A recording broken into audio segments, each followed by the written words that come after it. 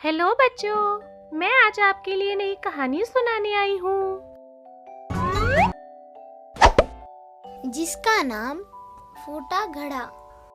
एक गांव में श्याम नाम का किसान था। उसका एक छोटा सा खेत था। उसके पास 2 मिट्टी के घड़े थे, जिसे वह रोज अपने घर के लिए पानी लेकर आता था।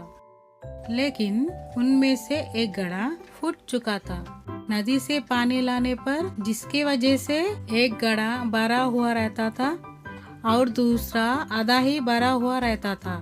फूटा घड़ा बहुत शर्मिंदा रहता था कि वो आधा पानी ही घर पहुंचा पाता है। सही घड़े को इस बात का बहुत घमंड था कि वो पूरा का पूरा पानी घर पहुंचाता है।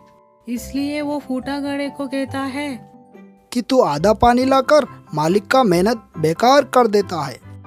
ये सुनकर फूटे घड़े को बहुत दुखी होता है। इस तरह दोनों घड़ों के बातें सुनकर श्याम फूटे घड़े को कहता है, तुम सिर्फ अपनी बुराई देख रहे हो, पर मैं शुरू से ही उस बुराई के साथ छिपी अच्छाई को भी देख रहा हूँ।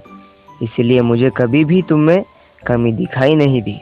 तुम्हें ऐसा क्यों लगता है कि तुम मेरे किसी काम के ही नहीं हो? जाने अनजाने में तुमने मेरी बहुत मदद की है। पर वो कैसे? हर रोज जब हम नदी से घर वापस आते हैं तो तुम्हारा आधा पानी उस जमीन पर गिरता है, जिससे वहाँ फूलों को उगने में मदद मिलता है। तो तुम कैसे कह सकते हो कि तुम मेरे किसी काम के ही नहीं हो? इन सब में आपकी मदद कैसे हुई? वो ऐसा है कि अब मैं खेती के साथ साथ उन फूलों को भी बाजार में बेचने लगा हूँ, जिससे मेरे पास और अधिक धन आ जाता है। उस धन से मैं खेत के लिए ज्यादा और अच्छे बीज खरीद लेता हूँ। ये सब तुम्हारे वजह से ही हो पाया है। इसीलिए तुम आज के बाद अपने आप को कभी भी कम मत समझना।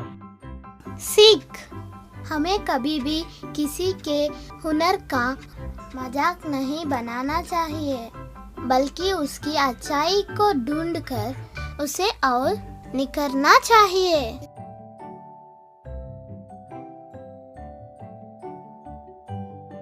दोस्तों, ऐसे ही प्यारी प्यारी कहानी देखने के लिए हमारे चैनल को सब्सक्राइब करिए।